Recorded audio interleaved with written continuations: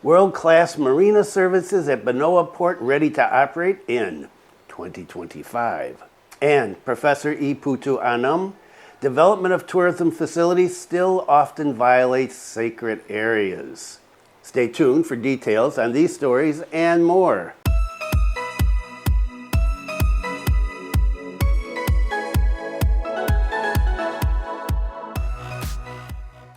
Welcome to the latest news from Bali in Indonesia. This is October 9th and 10th, 2024. And my name is Bruce. Selamat siang.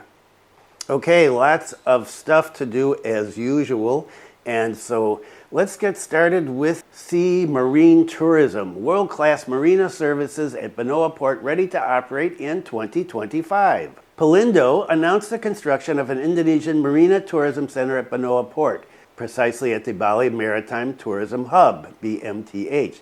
The marina is built with 180 berths and is capable of accommodating more than 50 super yachts up to 90 meters in length, and this is projected to start operating in the second half of 2025. Pelindo, through its subholding PT Pelindo Solusi Logistik, which operates in the Logistics and Regional Development Center, is developing BMTH in several stages. In this development, SPSL is collaborating with PT Charisma Anugrah Jawara Abadi, known as Kaja, and PT Marine Development Indonesia MDI to optimize the development area 1. Kaja will develop and manage the entertainment zone. Meanwhile, MDI develops and manages the marina by providing on-water service facilities and land entertainment facilities such as yacht clubs, restaurants, and international standard yacht service stations. Whoa. Pelindo is holding Sail to Indonesia goes to BMTH on 2 to 4 October, so this happened last week. More than 50 yachts from dozens of countries attended BMTH during their journey in the Sail to Indonesia rally. This is expected to be a maritime tourism hub in Indonesia and provide a multiplier effect on changes in the butterfly route cruise concept in Indonesia, such as Tanjung Emas Port, Tanjung Perak, Labuan Bajo, Raja Ampat, and others, according to Kaja's director. Meanwhile, MDI President Director stated that Indonesia deserves a first-class marina that reflects its status as the world's new yachting paradise. More on paradise. Bali deserves this marina, he said. Pelindo President Director Pak Arif said that the new marina in Bali embodies the vision to position Indonesia as a key player in the global maritime industry. He said, "We combine the experience of comfort and quality service as well as safe and world-class infrastructure." The Minister of Transportation of the Republic of Indonesia appreciated the organization of the event that he was at and supported Pelindo's steps to strengthen national maritime and logistics connectivity.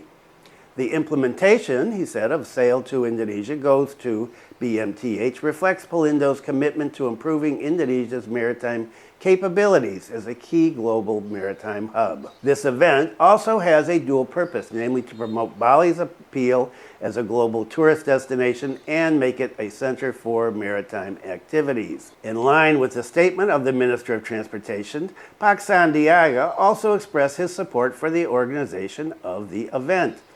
Bali will have an important opportunity to promote marine tourism destinations in Indonesia and encourage foreign and domestic visits, as well as promote Bali tourism through social media and other media channels. A series of welcoming ceremonies, cultural art performances, food bazaars were presented to welcome the yachter while they were docked in Benoa. So one more thing to entice foreigners to come to Indonesia, specifically to Bali. Wow. Luxury super yachts coming to Bali in next year. And all this building going on, and we still haven't heard about the moratorium on building hotels and villas. That's still somewhere up in the air in Jakarta, I guess. But tourist facilities are being built in areas that are sacred. And that's what this next story is about. Professor Putu Anom, development of tourism facilities still often violates sacred areas. And so you see in this picture, you have, I think, a paraglider over a sacred temple. Viral on social media, a video of paragliding activity flying over a temple in South Kuta. In the video, less than a minute long, it was uploaded by a netizen. It shows paragliding activity flying over the temple. This has received various responses from netizens.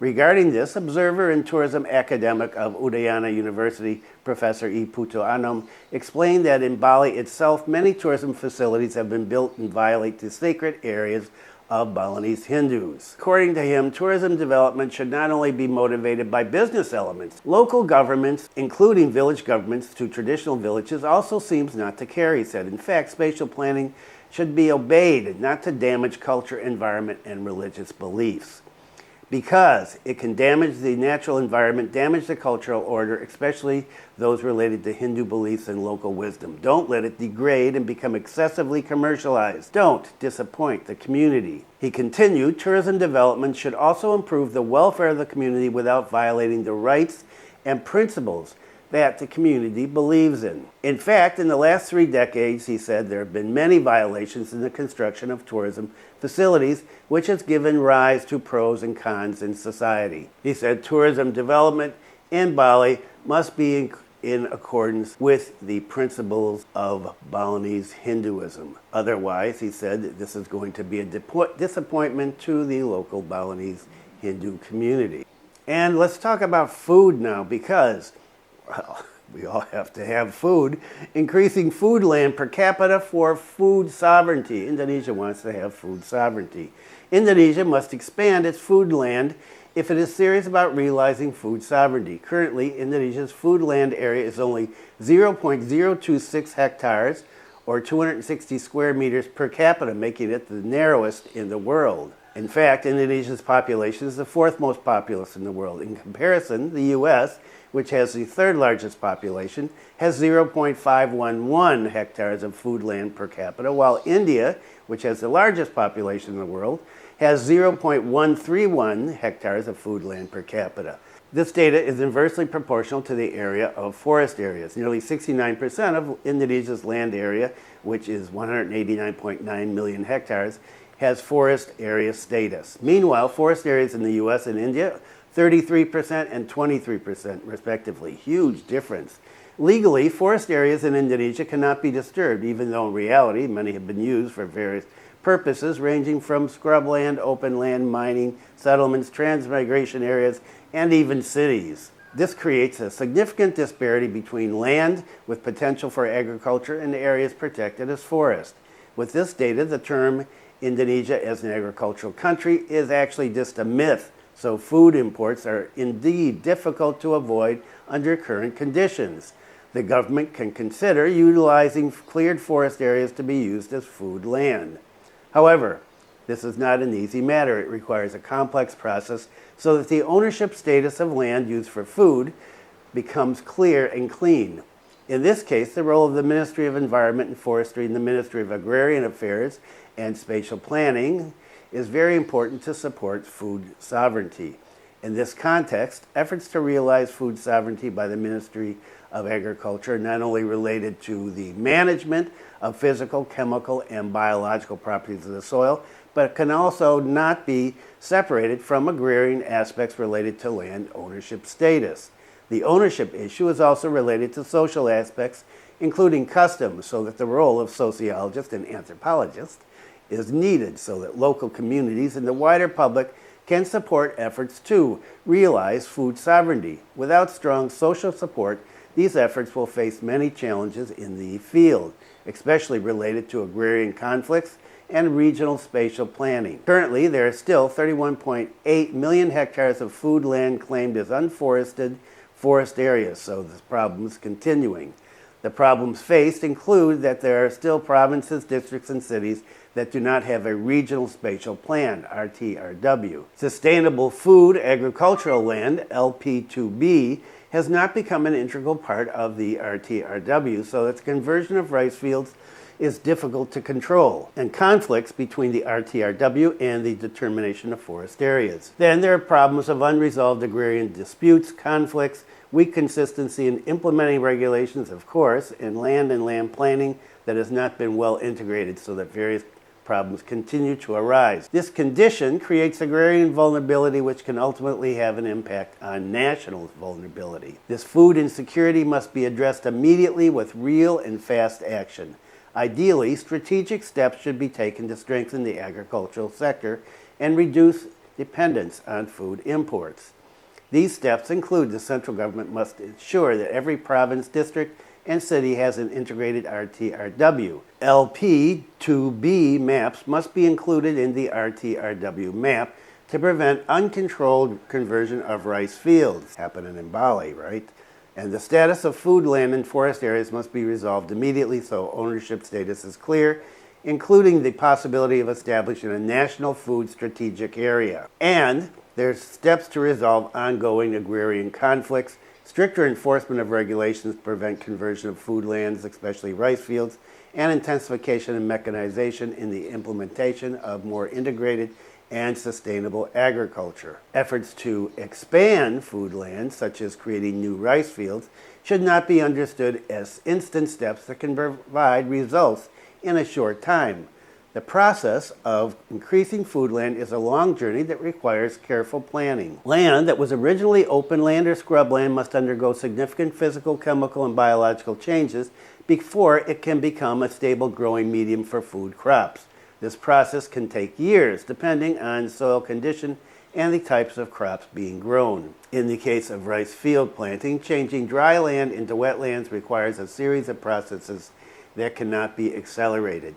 Do not expect that productivity of rice fields will reach 5 tons per hectare in just 1 to 2 years. Newly opened rice fields are only able to produce 1 to 2 tons per hectare at first. This isn't a failure, but rather part of the process towards land stability. The rice fields in Java, which are capable of producing 5 to 10 tons of rice per hectare, are a result of long cultural and agricultural processes involving land management techniques that have been developed over centuries. This shows that food sovereignty cannot be achieved quickly, but requires long-term commitment from all parties. Each land has specific characteristics and communities, thus requiring specific community input and approaches. The involvement of soil experts, agronomists, economists, and social experts such as sociologists and anthropologists is specifically important in realizing the Indonesian dream of achieving food sovereignty. I was talking about riots the other day in a previous video. In that case, it was riots with some folks from Sumba. A series of viral cases of riots in Bali, police comb prone areas, young people gathering, urged to disperse. The police are trying to be proactive in keeping young people from congregating in certain areas where there could be problems. As much as the myth prevails of Bali being a land of peace and love, there are lots of conflicts that go on all the time, especially among young people. Police in the Denpasar and South Kuta areas are increasingly conducting night patrols following a series of riot cases that went viral on social media. The ranks of the South Kuta police held Saturday night patrols to maintain public security and order. These were spread across several locations that are often gathering places for young people and are prone to criminal acts, such as street crimes, drug trafficking, and illegal racing that often disturb residents. This patrol activity was led directly by the South Kuta police chief. During the patrol team did not find any criminal acts, drug trafficking, or significant traffic violations, according to the South Kuta police chief. According to him, this shows the effectiveness of the activities carried out. The presence of officers in the field provides a sense of security for the community and minimizes the potential for public order disturbances. Police Commissioner I Gusti Nura Yudhistira emphasized that his party continues to increase the intensity of patrols to ensure that the jurisdiction of South Kuta remains safe, comfortable, and conducive. We are committed to maintaining security in our area. The Saturday night patrol is one of our real steps in preventing criminal acts and maintaining public order. The same thing was done in the ranks of the East Denpasar police to suppress the potential for public order disturbances, and this was led directly by the police chief there as well.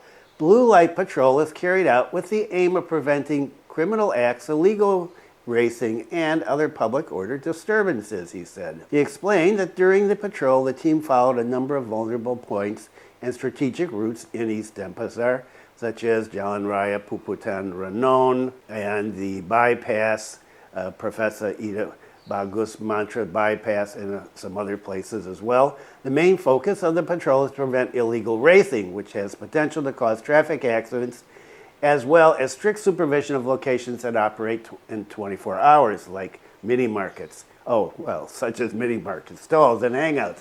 Prevent potential crimes such as motor vehicle theft, robbery, and burglary. During the patrol, the Blue Light Patrol Unit also gave an appeal to groups of young people who were gathering at the Mandala Renan field to disperse, considering the potential risk of crime is higher in the early hours of the morning. Appeals are given persuasively to keep the situation safe and conducive. We are trying to create a sense of security in the community, especially on Saturday nights, which are prone to risky activities. By carrying out this patrol, he emphasized that the presence of the police in the community is not only for law enforcement, but also to provide peace, comfort, and order. And here is some Bulaling news. After 100% completion, Bali provincial government will hold soft launching of Turyapada Tower. And I can see it, I think I've said this before, up here. I can see it up there at night, very bright.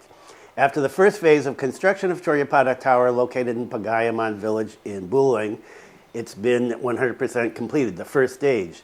A soft launching is planned to be carried out in the near future. The head of Bali Province Communication Informatics and Statistics Services confirmed that all the main elements of the first phase of construction, including the tower and transmitter, are done. For the soft launching issue, we will review the good day again. Hopefully it can be at the end of this month. He explained that in addition to tower and transmitter, supporting facilities such as glass bridges and static rotating restaurants have also been completed, although they're not in operation. Glass bridges and rotating restaurants. Wow. What has happened to Bali over the last 35 years? I don't know. It's really changed. But I guess if there's going to be a glass bridge up there and a rotating restaurant, I imagine my kids are going to want to go up there, and my grandkids, so we probably will. He continued, later we will rent out to people who want to invest in the operation. Turyapada Tower will offer a unique tourist experience for visitors, including the glass bridge, which provides a 360-degree view from the top of the tower. So it's a soft launching. People will be able to go up there, I guess, to see the bridge and the view. We'll just have to wait and see for some more information about what they're actually going to be doing during the soft launching. Although the first phase has been completed, the facilities and infrastructure around the tower will be continued in 2025. So one more thing. So if you want to come up to Bulaling and see something interesting, it's up there, up in the hills. And well, it's just one of the many things that Bulaling has to offer for visitors to this lovely Regency of Bali. Okay, that's it for today. Thanks for viewing. Be kind to someone today. Stay safe, and I will see you next time.